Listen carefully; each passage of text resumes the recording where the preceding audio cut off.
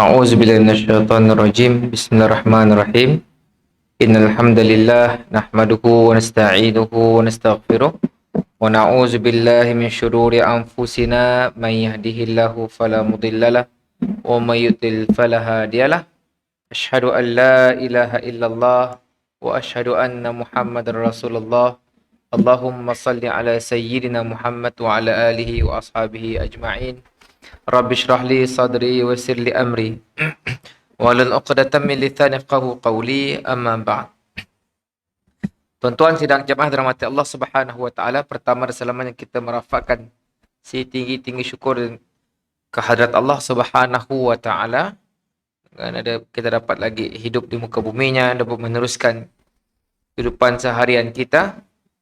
Dalam masa yang sama ada rakan-rakan yang telah pergi meninggalkan kita. Maka saya juga untuk kita mengambil peringatan tersebut, irtanim khamsan qala khamsin, rebut 5 sebelum 5 nak, masa lapang sebelum masa sibuk, masa muda sebelum masa tua, masa sihat sebelum sakit, last kali masa hidup sebelum masa mati. Maka peringatan itu untuk diri saya terutama dan kita semua, untuk mengambil pengajaran yang terbaik daripadanya. Kita menyambung semula perbincangan kita dalam hadis 40, iaitu hadis yang nombor 2. Kalau tuan-tuan maklum, pada 2-3 minggu ini tuan-tuan, kecoh kan? Kecoh. KPM nak buat modul pengajaran berdasarkan hadis 40. Dan ada di kalangan orang Islam kita, komen hadis nombor 8. Kita tak sampai lagi. Bila komen, dia ambil literal maksud hadis. Uqatil. Mari kita berjihad. Selagi mereka tidak mengucap dua kalimah syahadah, maka perangi mereka. Hadis tersebut telah disalah artikan. Jadi, apa yang saya nak beritahu tuan-tuan, ada 2. Pertama, kalau tuan-tuan nak belajar hadis, antara kitab terawal yang direkomend adalah hadis 40. Okey, itu satu.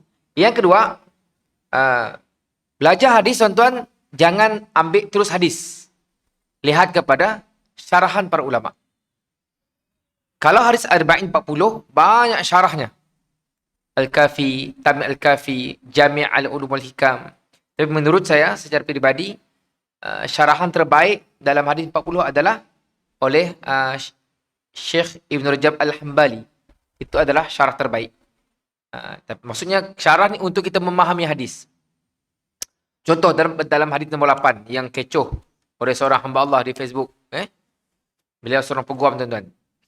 Perkataan uqatil bukan terus bermaksud bunuh.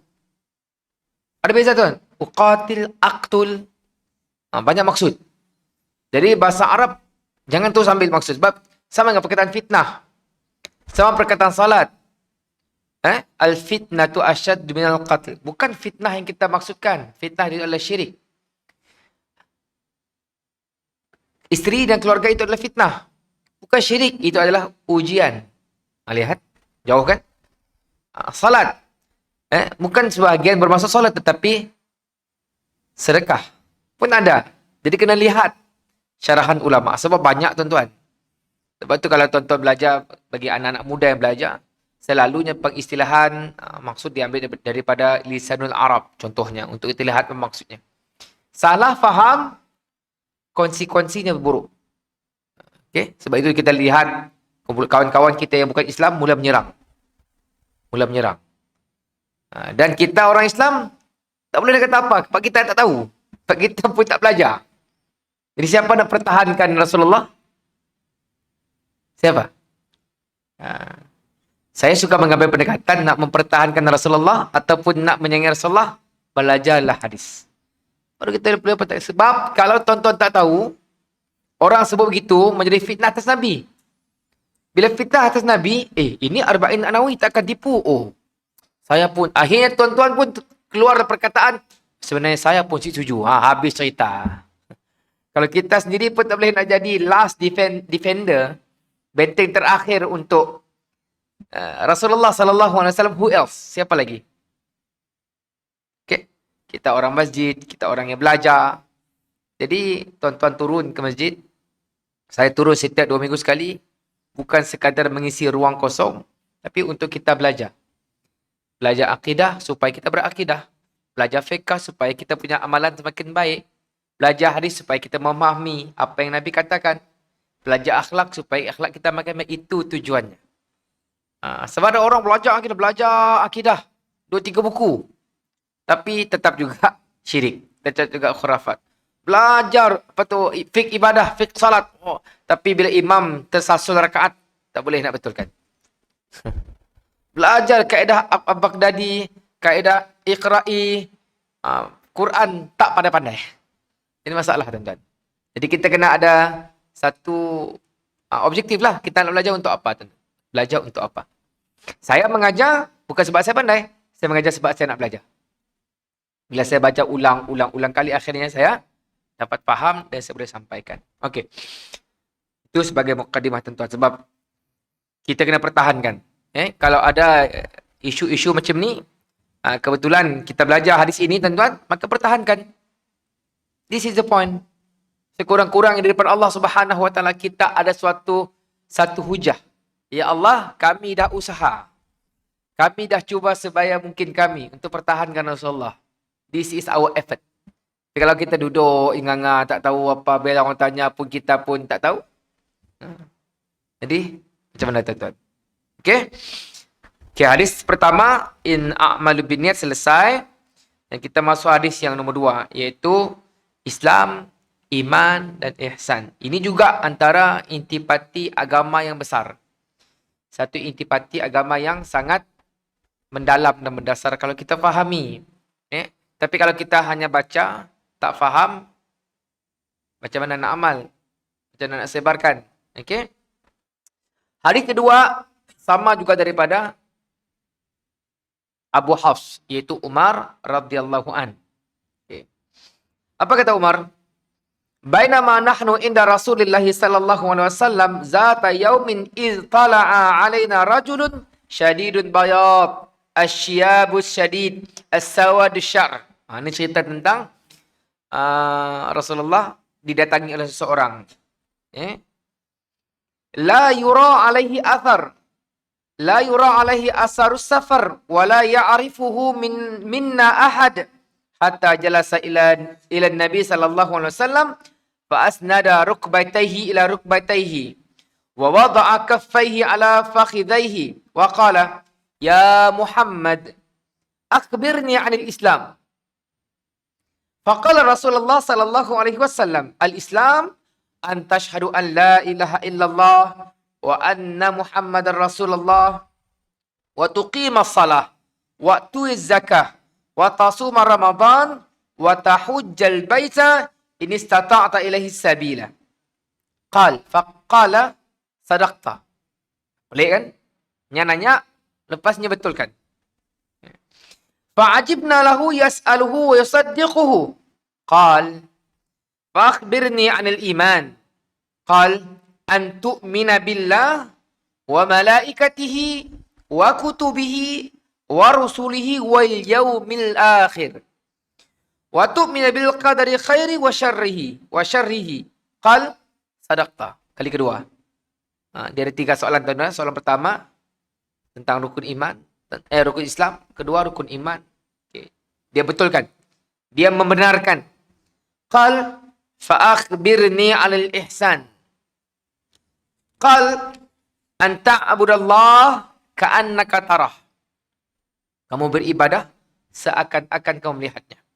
Fa in lam takun tarah, kalau kamu tak dapat melihatnya, fa innahu yarak.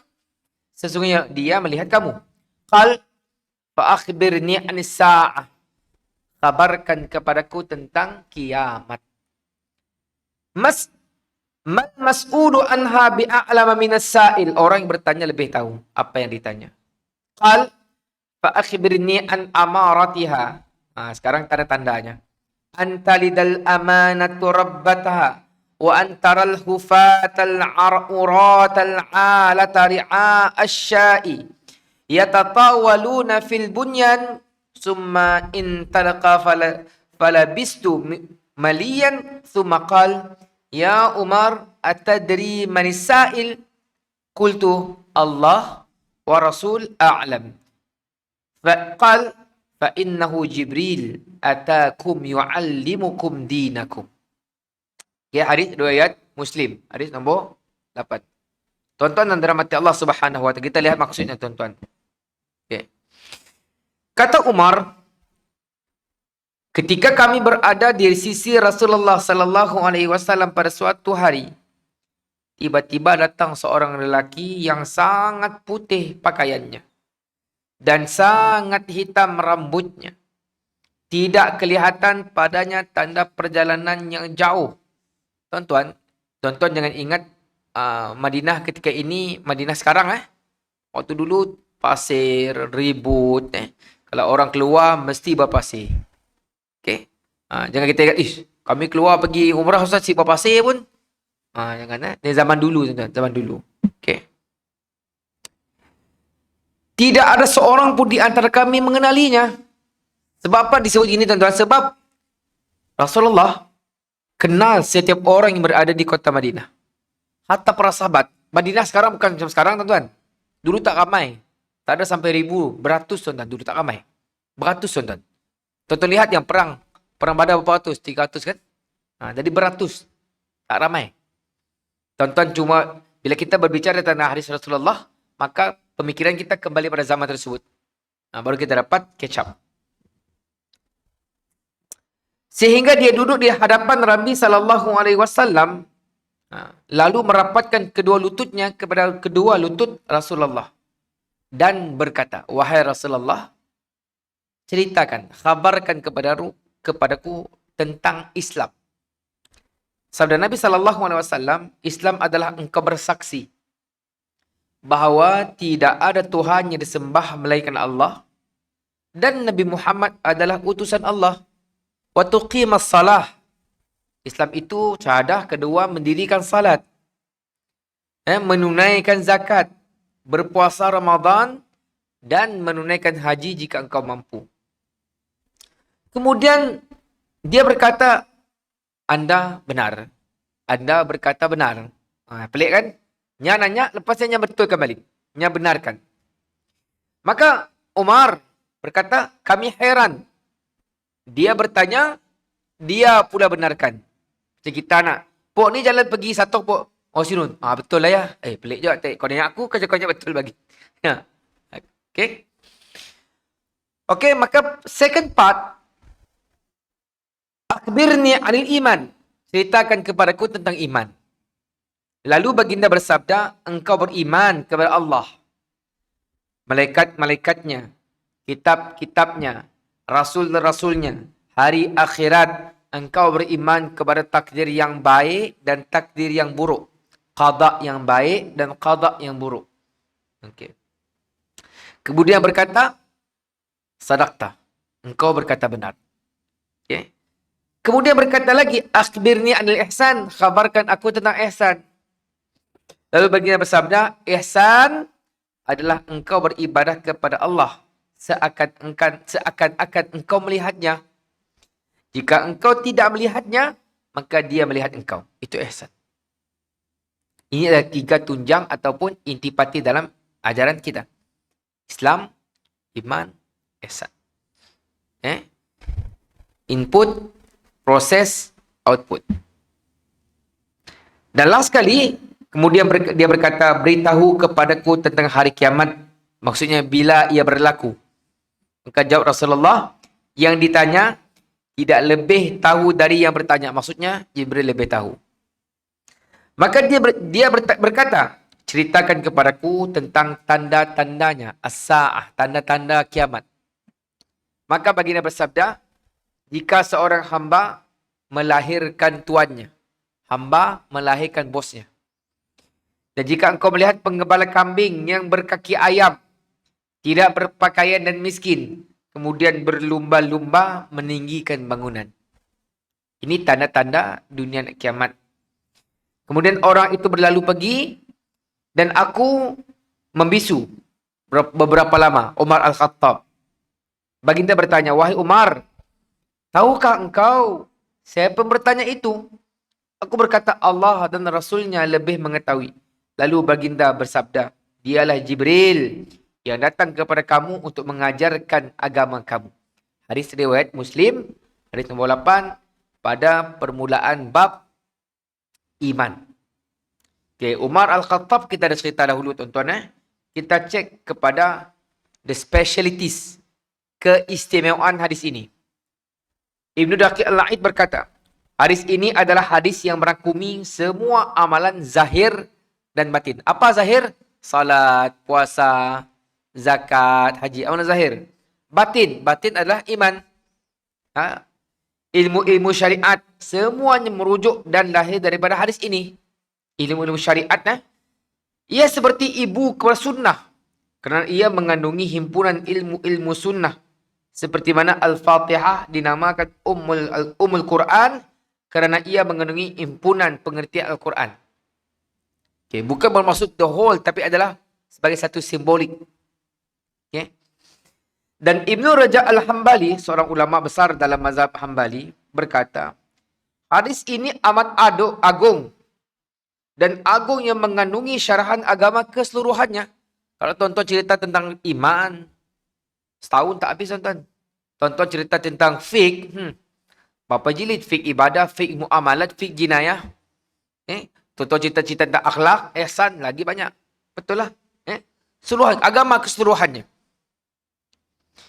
Dan Al-Qadhi Iyad berkata, hadis ini amat agung yang mengandungi semua jenis ibadat zahir dan batin. Sama macam kata Ibnu Daqiq Al-Aid.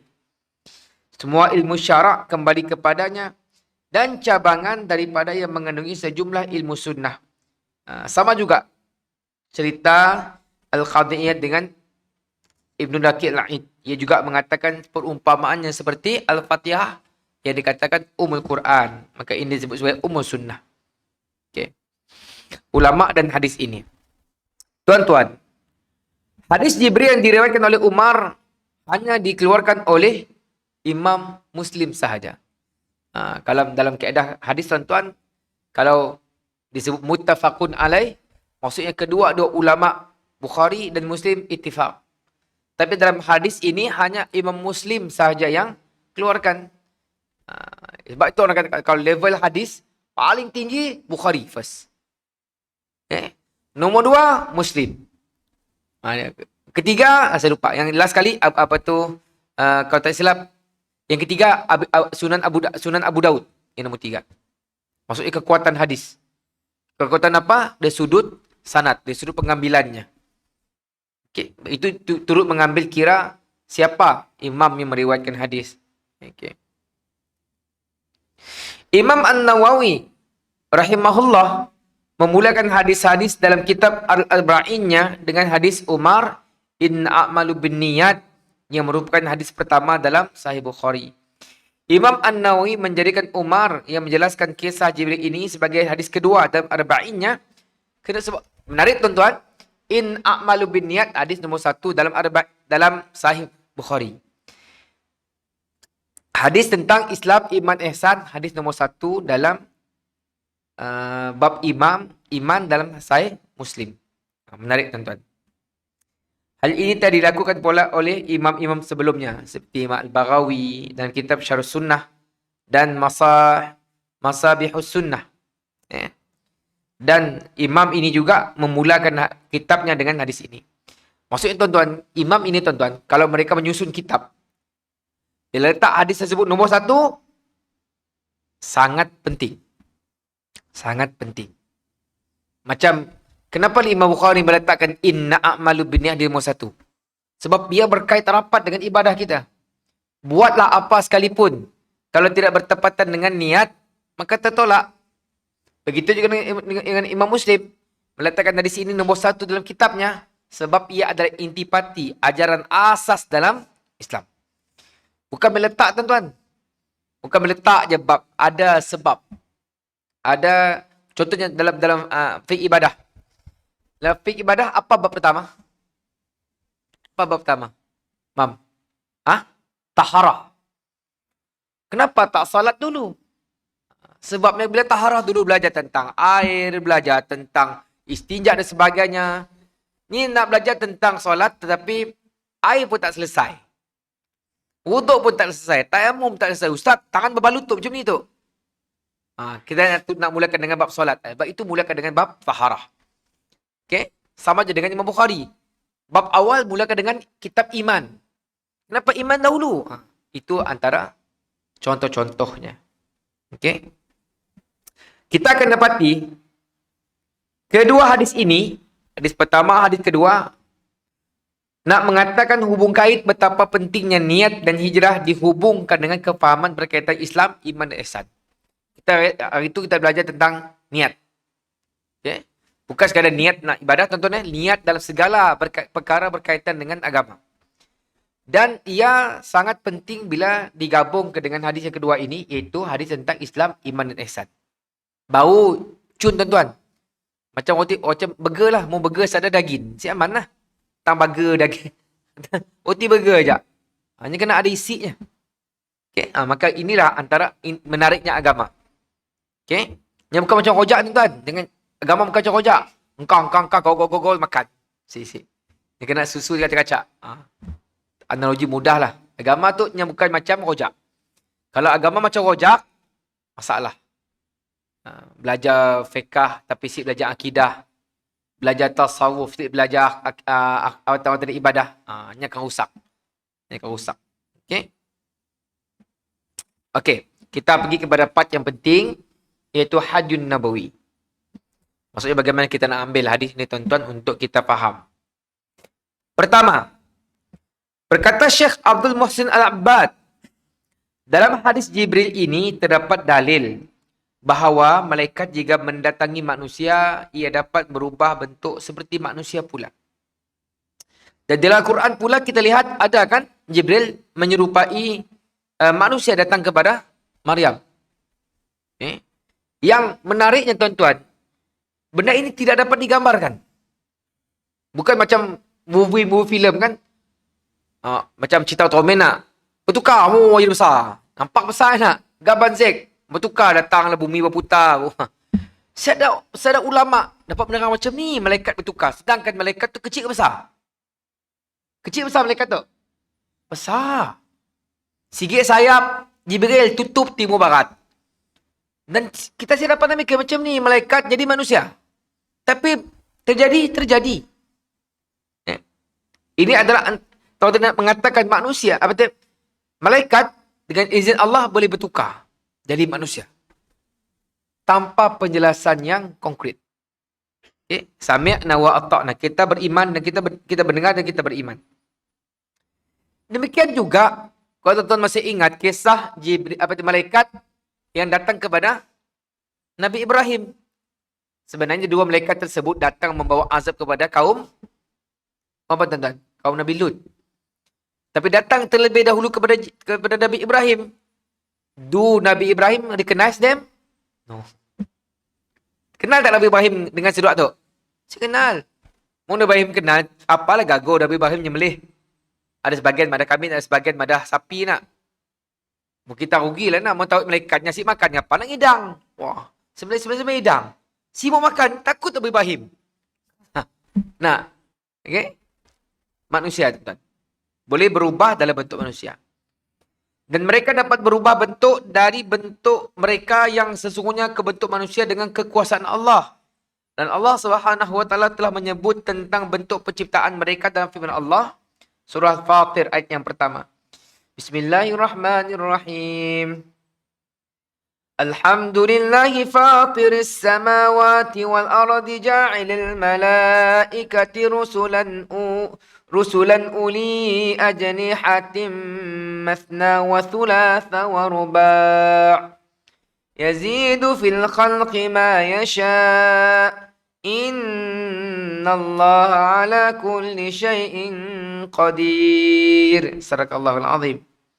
Segala puji bagi Allah, pencipta langit dan bumi, yang menjadikan malaikat sebagai utusan-utusan untuk mengurus berbagai macam urusan yang mempunyai sayap masing-masing yang ada 2, 3 dan 4. Allah menambahkan pada ciptaannya apa yang dikehendakinya. Kalau tuan-tuan baca dalam surah Seorang buruj ma qadara alaih, ma qadara alaih. Allah boleh buat apa saja dia nak. Sesungguhnya Allah Maha kuasa atas segala sesuatu. Itu adalah Allah, tuan-tuan. Kita tak boleh nak pertikaikan apa Allah nak buat. Allah di mana, Allah nak cipta apa pun terpulang. No question. Kita hambanya. Dalam Sahih Bukhari dan Sahih Muslim dijelaskan bahawa Nabi SAW melihat Jibril ada berapa sayap? Berapa sayap, Imam? 600 sayap. Dikatakan sayapnya berwarna-warni, tuan-tuan. Jadi kita ada si makhluk di bumi itu ada 10 sayap. Sederhana, tu malaikat Jibril. Siapa digambar, tuan-tuan? Kalau sebagian agama lain digambarnya malaikat tu macam saya berwacang nak. Kita sih tahu. Tapi nak madah sayapnya banyak. Dikatakan bila dia ngepak sigik sayap, timur barat gelap. Sigik tutup. Itu yang pertama. Pertama cerita tentang malaikat. Jadi malaikat ini boleh menyerupakan dirinya kepada bentuk manusia.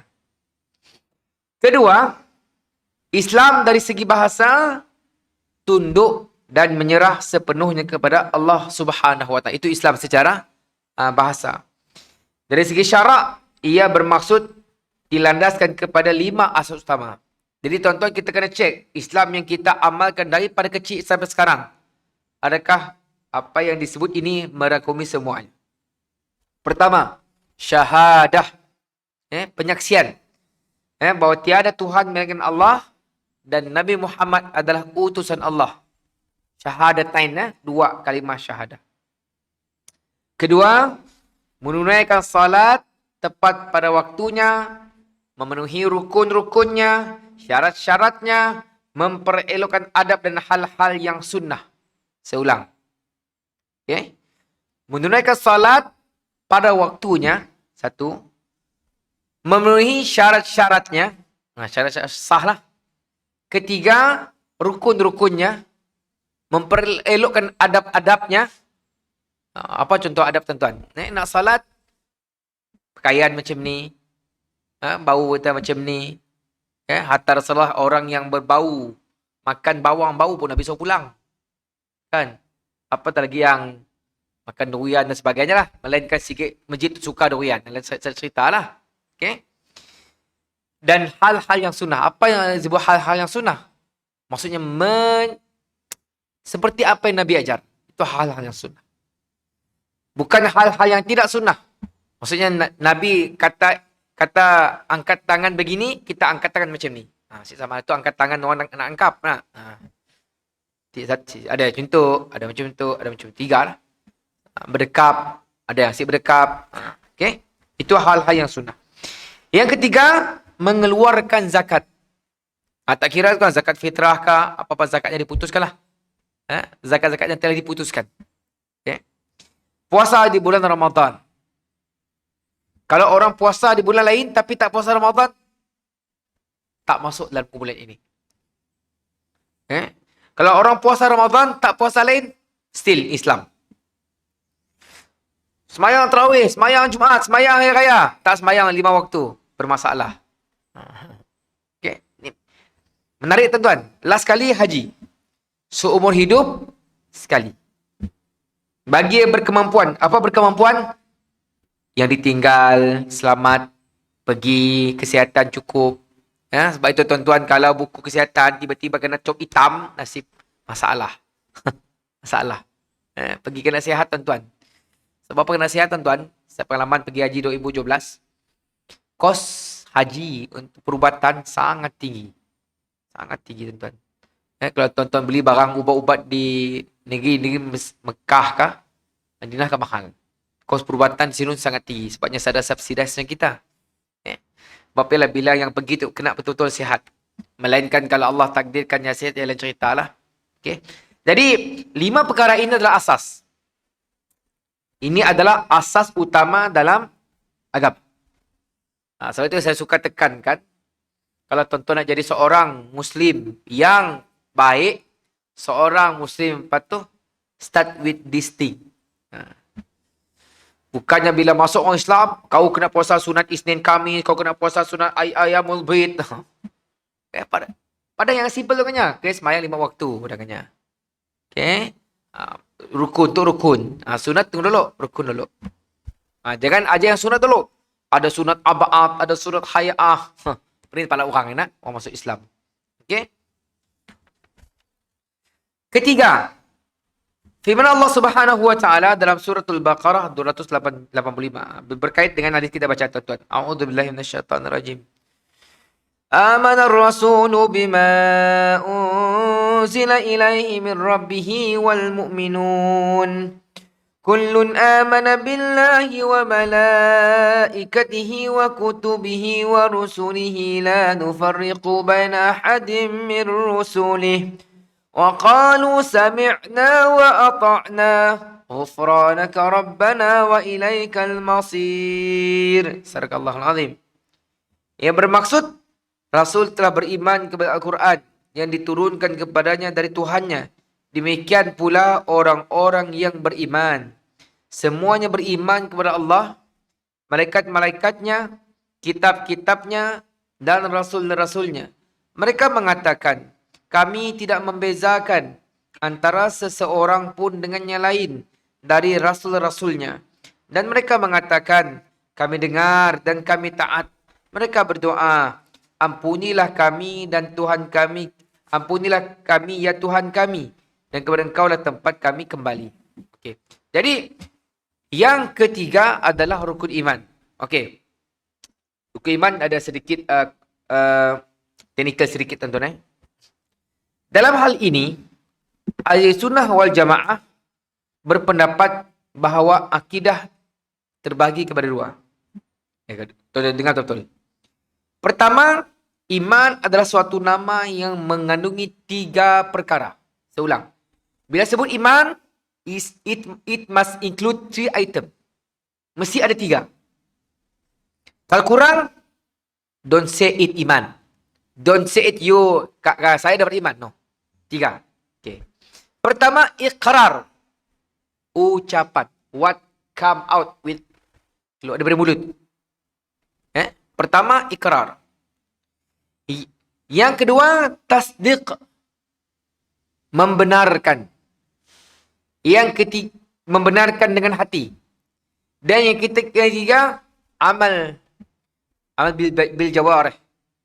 Melaksanakan dengan anggota. So kalau ada orang, aku beriman, tapi tak salat. Belum tentu lagi. Aku beriman, bila sampai hadis Nabi, macam tak betul. Okey, kita azan dulu tuan. Nanti kita sama lagi, insyaAllah. Mu'adarillazi wa'attah, innaka la tukhliqul. Tuan-tuan dan Allah Subhanahu wa taala. Semua sekali lagi tuan-tuan, pasal kita tangguh untuk sesi seterusnya. Sebab ada lagi beberapa perbincangan. Okay, kita habiskan dulu yang perkara ketiga yang berkaitan dengan iman. Bila iman tuan-tuan, ia mesti merangkumi 3 perkara. Iqrar yang keluar dari mulut, membenarkan di hati, 3 amal. Jadi perkara ini kena selarilah. Ada orang beriman tapi turut berbuat perkara-perkara yang syirik. Turut berbuat perkara-perkara khurafat, maka ia boleh mencacatkan. Kita tidak mengatakan ia kufur, tidak. Kita tidak mengatakan ia murtad, tetapi ia boleh memberi kesan yang tidak baik kepada imannya. Bila tak tahu, yes, it's okay. Tapi bila dia tahu, stop. Stop it. Apa yang keluar mulut, dibenarkan dengan hati, dan dilaksanakan perbuatan. Ada orang yang menyebut aku beriman, tapi datang hadis Nabi SAW, ragu-ragu. Datang Al-Quran menyebutkan tentang sifat Allah, ragu-ragu. Question mark besar, question mark dalam kehidupan. Something wrong. Jadi ini merupakan pegangan kebanyakan ahli sunnah wal jamaah. This number 1. Okay. Jadi yang kedua, ini yang pertama tuan-tuan. Itu yang kita pegang lah. Yang pertama yang kita pegang. Namun walau bagaimanapun, yang kedua, ini adalah pegangan Imam Abu Hanifah. Cuba dengar tuan-tuan. Takut kalau tuan-tuan dengar pandangan Ibu Abu Hanifah, tuan-tuan ingat itu bukan akidah Ahli Sunnah wal Jamaah. Kata Imam Abu Hanifah, Iman adalah suatu nama yang mengandungi 2 unsur. Kalau yang majoriti yang lain 3. Ini 2. Dia hanya membenar tasdik, keluar dari membenarkan dan ucapan lisan. Tetapi kata kumpulan ini yang juga sebahagian dalam mazhab Ahlussunnah wal Jamaah, amal anggota tidak masuk dalam makna iman walau bagaimanapun. Namun begitu. Okey, dengar tuan mengamalkan segala syariat yang sahih datang daripada Rasulullah sallallahu alaihi wasallam adalah wajib. Okey. Wajib kata setiap mukmin yang sudah berikrar dengan lisan dan tasdik. Maksudnya apa? Kita dah membenarkan apa yang datang Allah dan Rasul. Kita dah menuturkan dengan mulutnya. Maksudnya bila kita dah benarkan, kita dah mengatakan kita beriman, kenapa kamu tak laksanakan apa yang disuruh? Kan? Sebab yang menyuruh Allah. Yang menyuruh Rasulullah. Kenapa kita ingkar?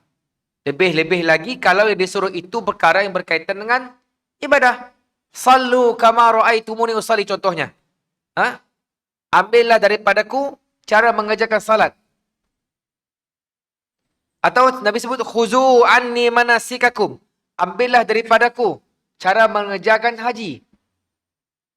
Itu yang terbaik tuan-tuan. Bila nak bermiqat, bila nak tawaf, bila nak sa'i, bila nak tahlul awal, bila nak melontar, sebenarnya telah diputuskan. Akal kita tidak mampu untuk create. Oh, aku nak buat haji bulan Muharram. No. Aku nak tambah rakaat subuh 5 rakaat. No. Sebab itu, apa yang kita ikrar, apa yang kita benarkan, maka it should come after that perbuatan. Dan perbuatan itu wajib dalam perkara-perkara yang disuruh. Okey. Kita pergi kesimpulan tuan-tuan. Kalau kita sinkronisekan pendapat pertama dan kedua, dengan kehendak Al-Quran dan Sunnah, maka pendapat pertama lebih tepat yang kita sebut tadilah. Pendapat kedua yang saya ceritakan tadi adalah pendapat Imam Abu Hanifah. Tetapi imam lain, Imam Malik, Imam Syafi'i, Imam Ahmad bin Hanbal berpegang kepada pendapat yang pertama. Namun demikian, perbezaan pendapat tersebut hanya dari sudut pandangan khilaf nazari sahaja. Dan dia tidak melibatkan kepada kesan amalan. Hal ini kerana walaupun mendukung pendapat kedua, tidak memasukkan amalan sebagai sebahagian daripada iman, namun mereka tetap mengatakan wajib. Jadi apa kita boleh simpulkan tuan-tuan untuk setakat ini? Pertama tuan-tuan, kita kena beriman malaikat itu adalah satu makhluk Allah Subhanahu Wa Taala yang kita wajib beriman padanya. Okey, beriman kepada malaikat tuan-tuan lebih memberi manfaat dan ia boleh replace daripada beriman kepada makhluk-makhluk yang tidak sepatutnya. Itu yang pertama. Yang kedua, Islam tuan-tuan adalah merupakan satu proses dalam kehidupan kita. Jangan katakan kita seorang Islam kalau tidak cukup 5. Syahadah, salat, puasa, zakat dan haji. Dan ini saya telah sebutkan secara ringkas. Salat tidak cukup syaratnya, rukunnya, adabnya. Ada orang sembahyang cari coplain. Adakah itu salat? Tidak. Kita dengar Allah tuan-tuan. Allah Akbar, Allah Akbar, Allah Akbar, Allah Akbar. Dan cepat laju ya. Sedangkan kita nak berharap pada Allah Subhanahu Wa Taala. Kita nak membawa satu ibadah yang compang-camping. Okay. Dan last adalah iman. Ingat tuan-tuan, iman kena ada 3. Apa yang diucap, dibenarkan dengan hati dan dilaksanakan dengan perbuatan. Aku beriman pada Allah, maka apa yang kita buat tuan-tuan kena menjurus kepada beriman pada Allah. Aku beriman pada Rasulullah, kita benarkan, maka ibadah kita kena menurut apa yang Nabi ajar. Aku beriman kepada kitab, maka apa yang datang dari kitab tuan-tuan, kita belajar, kita fahami, kita amalkan. Wallahu ta'ala a'lam. InsyaAllah 2 minggu lagi kita akan sambung lagi pada perbincangan yang seterusnya.